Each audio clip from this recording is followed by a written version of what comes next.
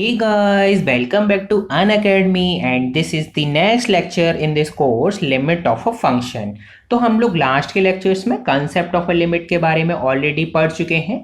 Then इसके बाद अब हम लोग एक दो एग्जांपल्स को और देख लेते हैं कि किसी भी फंक्शन की हम लोग लिमिट कैसे निकालते हैं, left hand limit and right hand limit. वैसे तो आप ऑलरेडी पढ़ चुके होंगे कि किसी भी फंक्शन की हम लोग लिमिट कैसे निकालते हैं, आप लोगों ने 12th क्लास में भी पढ़ा होगा। देन इसके बाद फिर आपने ग्रेजुएशन में भी पढ़ा होगा।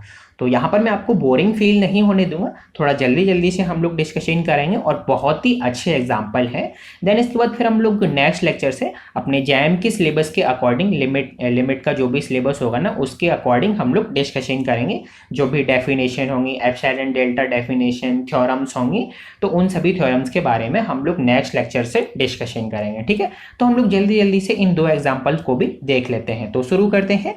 तो हमारे पास जो एग्जाम्पल है उसमें हम लोगों को लिमिट कैलकुलेट करनी है। Limit x tends to 0 cot inverse greatest integer of cos x। यहाँ पर ये जो स्क्वायर ब्रैकेट आपको दिख रहा है ना, ये स्क्वायर ब्रैकेट नहीं है, ये है ग्रेटेस्ट इंटीजर फंक्शन। आपने ग्रेटेस्ट इंटीजर फंक्शन तो पढ़ा होगा ना, तो यहाँ पर ये क्या है, greatest integer of cos x।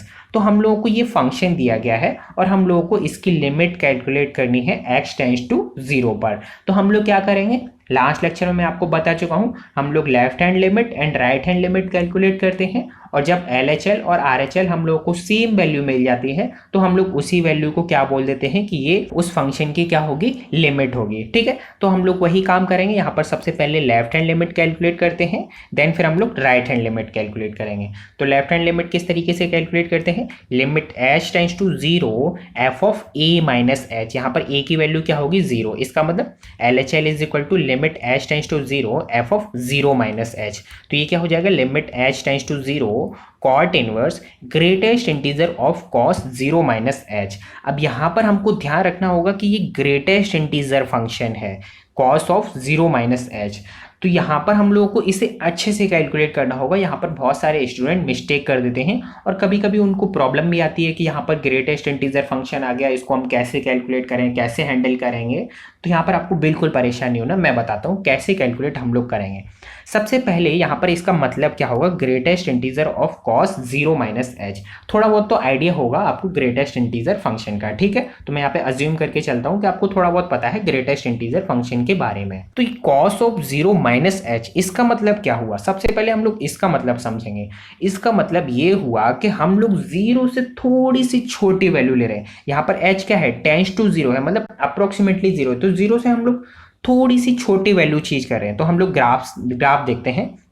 Cos x का जो ग्राफ होता है वो इस तरीके से होता है और 0 वैल्यू हमारी यहाँ पर होती है।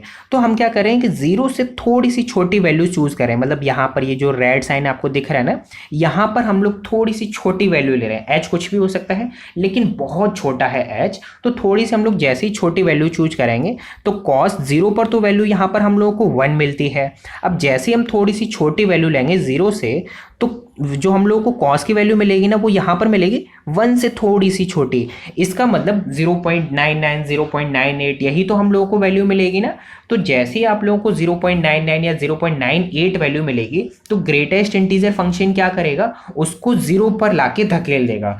तो यहाँ पर इसका मतलब क्या हुआ कि greatest integer of cos of 0 minus h क्या हो जाएगा, 0 हो जाएगा। अब यहाँ पर बहुत सारे स्टूडेंट एक मिस्टेक और करेंगे कि cos 0 माइनस h इसकी वैल्यू वो -1 लिख देंगे। -1 क्यों लिखेंगे, क्योंकि वो यहाँ पर 0 माइनस h को देख रहे हैं। अगर greatest integer of 0 minus h इसको कैलकुलेट करेंगे तो उसकी वैल्यू हमारे पास -1 होगी।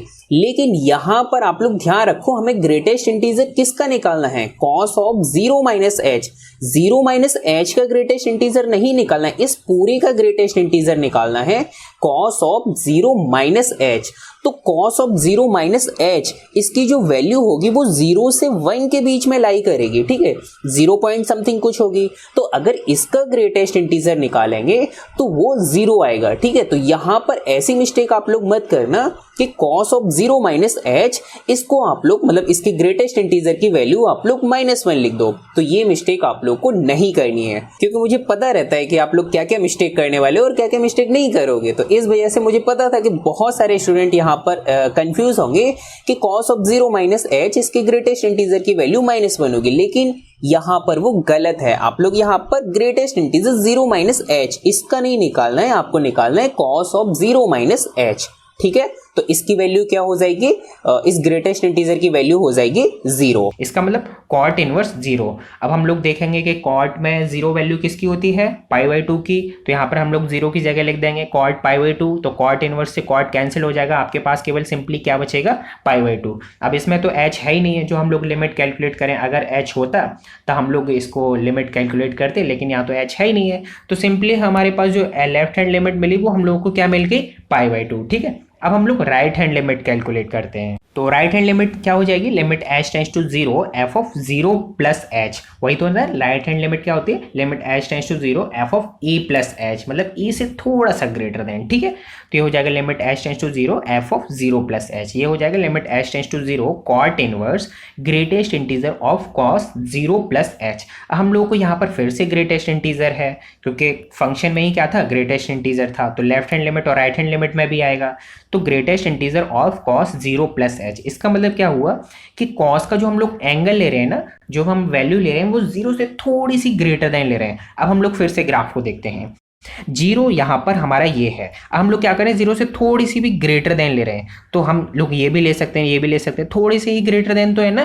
तो इसका मतलब क्या हुआ कि जैसे हम लोग 0 से थोड़ा सा आगे बढ़ते हैं तो ये जो 1 वैल्यू है, कॉस की जो वैल्यू है वो 1 होकर 1 से थोड़ी सी छोटी हो जाती है। इसका मतलब यहाँ पर भी 0.99, 0.98, 0. समथिंग कुछ भी हो सकता है। ठीक है, तो जैसे ही 0.99 या 98 होगा तो ग्रेटेस्ट इंटीजर फंक्शन क्या करेगा, इस 0.99 को 0 पर धकेल देगा। इसी तरीके से 0.98 को भी 0 कर देगा। तो यहाँ पर ये क्या हो जाएगा, greatest integer of cos 0 plus h, ये हो जाएगा 0। तो अब कॉट में हम लोग वैल्यू देखते हैं 0 किसकी होती है, कॉट π/2 की। अभी मैंने आपको यहाँ पर बताया था ना। तो ये भी हम लोगों को कॉट इनवर्स से कॉट कैंसिल हो जाएगा, आप लोगों को सिंपली मिल जाएगा π/2। तो राइट हैंड लिमिट आप लोगों को क्या मिली, π/2। तो यहाँ पर left hand limit and right hand limit दोनों क्या है, सेम है। That is LHL is equal to RHL is equal to π/2। So it implies limit x tends to 0 cot inverse greatest integer of cos x is equal to π/2। यहाँ पर LHL और RHL same है, इस वजह से इस limit की जो वैल्यू होगी वो क्या होगी, π/2 होगी। तो इस फंक्शन की जो हम लोगों को x टेंड्स टू 0 पर जो लिमिट मिली वो हम लोगों को मिली π/2। नेक्स्ट अब हम लोग एक एग्जांपल को और देख लेते हैं। तो नेक्स्ट एग्जांपल ये है, evaluate limit x tends to π/2 tan inverse greatest integer of cos x। यहाँ पर भी हम लोगों को ग्रेटेस्ट इंटीजर फंक्शन दिया गया है। ठीक है, तो यहाँ पर ये हम लोगों को फंक्शन दिया गया है tan inverse greatest integer of cos x, और हम लोगों को x टेंड्स टू π/2 पर इसकी लिमिट कैलकुलेट करनी है। तो ठीक है, हम लोग कैलकुलेट करते हैं left hand limit and right hand limit. Left hand limit क्या हो जाएगी, limit h tends to 0 f of a minus h। इसका मतलब limit t tends to 0 f of π/2। a की वैल्यू यहाँ पर क्या है, π/2। तो π/2 माइनस h, तो ये हो जाएगा limit h tends to 0 tan inverse greatest integer of cos π/2 minus h। इसका मतलब अब क्या हुआ, यहाँ पर फिर से ग्रेटेस्ट इंटीजर दिया गया हम लोगों को। तो cos ऑफ π/2 माइनस h, इसका मतलब π/2 से हम लोग थोड़ी सी छोटी वैल्यू ले रहे हैं। तो हम लोग एक बार फिर से ग्राफ को देखते हैं। π/2 हमारा ये गया, अब हम π/2 से थोड़ी सी छोटी वैल्यू ले रहे हैं। इसका मतलब क्या हुआ कि हम लोग ये वाली वैल्यू चूज कर रहे होंगे, ये जो थोड़ी सी छोटी वैल्यू। तो मान लीजिए ये जो रेड साइन आपको दिख रहा है, यहाँ पर हम लोग ये वाली वैल्यू चूज करते हैं। तो इस वाले पॉइंट पर जो कॉस की वैल्यू होगी वो क्या होगी, ये होगी ना, यहाँ पर आसपास कहीं होगी। और ये क्या होगी, 0 पॉइंट समथिंग कुछ होगी, 2, 3 ऐसी कुछ हो सकती है, जो भी हो, लेकिन 0 पॉइंट समथिंग कुछ होगी। तो 0 पॉइंट समथिंग कुछ होगा तो ग्रेटेस्ट इंटीजर फंक्शन क्या करेगा, उसको 0 पर धकेल देगा। तो वही मैंने लिखा है कि cos ऑफ π/2 माइनस h, और जैसे हम लोगों ने ग्रेटेस्ट इंटीजर अप्लाई किया तो ये क्या हो जाएगी, 0 हो जाएगी। तो इसका मतलब tan इनवर्स 0। अब हम लोग tan में देखेंगे 0 किसकी वैल्यू होती है, 0 की वैल्यू, मतलब tan 0 क्या होता है, 0 होता है। तो 0 की जगह हम लोग लिख देंगे tan 0। तो tan से tan इनवर्स कैंसिल हो जाएगा, आपके पास सिंपली क्या बचेगा, केवल 0 बचेगा। तो लेफ्ट हैंड लिमिट हम लोगों को क्या मिल गई, 0 मिल गई। इसी तरीके से अब हम लोग राइट हैंड लिमिट को कैलकुलेट करते हैं। तो हो जाएगा limit h tends tends to zero F of पाई/2 प्लस एच। तो ये हो जाएगा limit H tends to zero tan inverse greatest integer of cos पाई/2 प्लस एच। अब यहाँ पर फिर से ग्रेटेस्ट इंटीजर है और अंदर दिया गया है कॉस ऑफ पाई/2 प्लस एच। इसका मतलब पाई/2 से थोड़ा सा ग्रेटर देन हम लेंगे। तो एक बार हम लोग फिर से ग्राफ को देखते हैं। यहाँ पर हम लोग पाई/2 ये है, अब हम पाई/2 से थोड़ा सा ग्रेटर देन ले रहे हैं। तो जैसे ही हम लोग थोड़ा सा ग्रेटर देन लेंगे तो वो वैल्यू हमारी यहाँ कहीं होगी, यहीं कहीं तो होगी। तो मान लीजिए हम लोग ये वैल्यू चूज करते हैं थोड़ी सी पाई/2 से थोड़ी सी ग्रेटर देन, तो हम लोगों को कॉस की जो वैल्यू मिलेगी वो हम लोगों को यहाँ कहीं मिलेगी। और ये वैल्यू क्या होगी, -0 पॉइंट समथिंग कुछ होगी, -0 पॉइंट समथिंग कुछ होगी ना। तो माइनस की जो वैल्यू होगी 0 पॉइंट समथिंग, ये ग्रेटेस्ट इंटीजर कहाँ धकेल देगा इसको, -1 पर। वही तो होता है ना ग्रेटेस्ट इंटीजर फंक्शन में, जो नेगेटिव वैल्यू होती है 0 पॉइंट -0 पॉइंट, ये -1 पर आ जाती हैं। तो वही मैंने यहाँ पर लिखा है tan इनवर्स -1। अब हम लोग देखते हैं इस माइनस को हम लोग tan इनवर्स से बाहर कर लेते हैं, तो ये हो जाएगा माइनस, यहाँ पर मैंने लिखा नहीं, minus limit h tends to 0 tan inverse 1। अब हम लोग tan में देखते हैं 1 वैल्यू किसकी होती है, पाई/2 की, सॉरी पाई/4 की वैल्यू होती है। तो यहाँ पर मैंने गलती से -पाई/2 लिख दिया, आप यहाँ पर -पाई/4 कर लीजिए। तो जो 1 वैल्यू होती है वो tan में tan पाई/4 की होती है, तो आप 1 की जगह tan पाई/4 पुट कर दीजिए। तो tan इनवर्स से tan कैंसिल हो जाएगा, आपके पास सिंपली बच जाएगा -पाई/4। यहाँ पर आप पाई/2 की जगह पाई/4 कर लीजिए, मुझसे थोड़ा मिस्टेक हुई है, ठीक है। तो राइट हैंड लिमिट आप लोगों को मिल गई -पाई/4, लेफ्ट हैंड लिमिट आप लोगों को मिली 0 और राइट हैंड लिमिट आप लोगों को मिली -पाई/4। तो यहाँ तो लेफ्ट हैंड लिमिट और राइट हैंड लिमिट दोनों इक्वल ही नहीं है एक दूसरे के, इसका मतलब लिमिट तो फिर इसकी निकलेगी नहीं। वही तो आपने 12th में ग्रेजुएशन में यही तो पढ़ा था कि जब left hand limit and right hand limit एक दूसरे के इक्वल नहीं आती हैं, इसका मतलब लिमिट डज नॉट एग्जिस्ट। तो यहाँ पर भी इक्वल नहीं है, that is LHL is not equal to RHL। So it implies limit x tends to पाई/2 tan inverse greatest integer of cos x does not exist. तो इस फंक्शन की जो लिमिट है वो पाई/2 पर एग्जिस्ट नहीं कर रही है। तो इस तरीके से यहाँ पर हम लोगों ने 2 एग्जाम्पल्स को डिस्कशन किया है और ये दोनों एग्जाम्पल बहुत ही अच्छे एग्जाम्पल हैं। अगर आप खुद से ट्राई करते और अगर हो जाते तो बहुत अच्छी बात है। शायद आप लोगों ने ट्राई भी किए होंगे इन एग्जाम्पल्स को करने की, तो अगर आपसे हो गए तो बहुत अच्छी बात है। वैसे कभी कभी IIT JAM के एग्जाम में इस टाइप के क्वेश्चंस पूछ लिए जाते हैं, आपको ऐसी तरीके से अजीब अजीब टाइप के फंक्शन दिए जाएंगे, मतलब कहीं कभी ग्रेटेस्ट इंटीजर लगा दिया जाएगा, कभी फ्रैक्शनल पार्ट लगा दिया जाएगा। तो इसी टाइप के फंक्शन के बारे में, जैसे सिग्नम फंक्शन के बारे में आपने पढ़ा होगा, डिरिचलेट फंक्शन, तो इसी टाइप के फंक्शन के बारे में हम लोग लिमिट पूछी जाती है। तो वही हम लोग डिस्कशन करेंगे इस कोर्स के अंदर, जो भी अजीब अजीब टाइप के फंक्शन होंगे। तो आपको ये दोनों एग्जांपल अच्छे से समझ आए होंगे। फिर भी अगर कहीं कोई प्रॉब्लम हो किसी भी क्वेश्चन से रिलेटेड, किसी भी टॉपिक से रिलेटेड, चाहे वो किसी भी थ्योरम का स्टेटमेंट हो, तो आप मुझे कमेंट सेक्शन में बता सकते हैं या फिर आप मुझे डायरेक्ट मैसेज करके भी पूछ सकते हैं। तो यहाँ तक हम लोगों ने जो डिस्कशन किया है वो लिमिट के चैप्टर का बेसिक डिस्कशन था कि बेसिक चीज़ें क्या क्या होती हैं। जब तक हमको छोटी छोटी चीज़ें समझ नहीं आएंगी तब तक हम लोग बड़ी चीज़ों को अच्छे से नहीं समझ पाएंगे। समझ तो लेंगे, फिर वही बात हो जाएगी कि हम लोग रट्टा मार रहे हैं, कुछ समझ नहीं आ रहा है, तो हम लोग रटने की कोशिश नहीं करें, हम लोग समझने की कोशिश करेंगे। तो अब जब हमको छोटी छोटी चीज़ें, सारी चीज़ें जो भी कंसेप्ट है वो हम लोग को अच्छे से समझ आ गया है, तो आगे के लेक्चर्स में हम लोग जो भी जैम के सिलेबस के अकॉर्डिंग लिमिट के चैप्टर को डिस्कशन करेंगे वो सारी चीज़ें बहुत ही अच्छे से आपको क्लियर होंगी। चाहे वो एप्सिलॉन डेल्टा वाली डेफिनेशन हो, किसी भी फंक्शन को प्रूफ करना हो कि इसकी लिमिट यही होगी, तो वो हम एप्सिलॉन डेल्टा से प्रूव करेंगे। तो ये सारी चीज़ें आपको बहुत अच्छे से क्लियर हो जाएंगी नेक्स्ट लेक्चर से, ठीक है।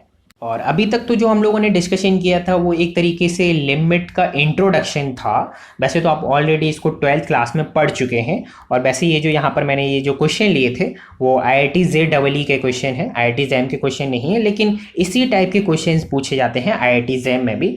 तो ये जो दोनों क्वेश्चन थे वो IIT JEE के क्वेश्चन हैं। तो अगर आपने IIT JEE का एग्ज़ाम दिया होगा तो वैसे हर साल तो इसी टाइप के क्वेश्चन नहीं पूछे जाते हैं, लेकिन ये IIT JEE के क्वेश्चन है। तो शायद आपने भी IIT JEE का एग्ज़ाम दिया हो तो आप लोगों को पता होगा कि IIT JEE में भी इसी टाइप के जो है क्वेश्चंस पूछे जाते हैं, ठीक है। तो हम लोग शुरू करते हैं नेक्स्ट लेक्चर से, फिर अपने जैम के सिलेबस के अकॉर्डिंग, क्योंकि हम लोग को जो फोकस करना है वो IIT JAM पर फोकस करना है ना, उसी के लिए तो आप प्रिपरेशन कर रहे हैं ना। तो अभी आप फाइनल ईयर में होंगे या फिर आपकी ग्रेजुएशन कंप्लीट हो चुकी होगी, तो हम लोग आईआईटी के ऊपर फोकस कर रहे हैं। तो आप लोगों को जैम के ही अकॉर्डिंग आप लोगों को पढ़ाया जाएगा, यहाँ पर बताया जाएगा। जो भी मैं आपको चीज़ें बताऊंगा वो जैम के अकॉर्डिंग ही बताऊंगा।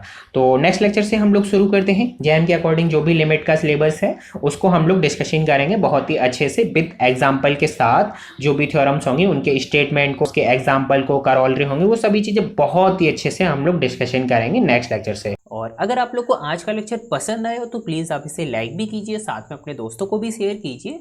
और आप लाइक करना बिल्कुल ना भूलना, क्योंकि आपके एक लाइक करने से ना हमें बहुत ही मोटिवेशन मिलता है कि हम आपके लिए और ज़्यादा से ज़्यादा कोर्सेज लेके आएँ, ज़्यादा से ज़्यादा लेक्चर्स लेके आएँ। तो आप लाइक करना बिल्कुल ना भूलें, ठीक है। और आप हमारे इस चैनल को सब्सक्राइब भी कीजिए, साथ में बेल नोटिफिकेशन को भी ऑन कीजिए, जिससे मेरी आगे आने वाली वीडियोस की लेटेस्ट नोटिफिकेशन भी आप लोग को मिल जाएगी। तो जल्दी से जल्दी आप लोग उन लेक्चर्स को भी देख सकते हो, ठीक है।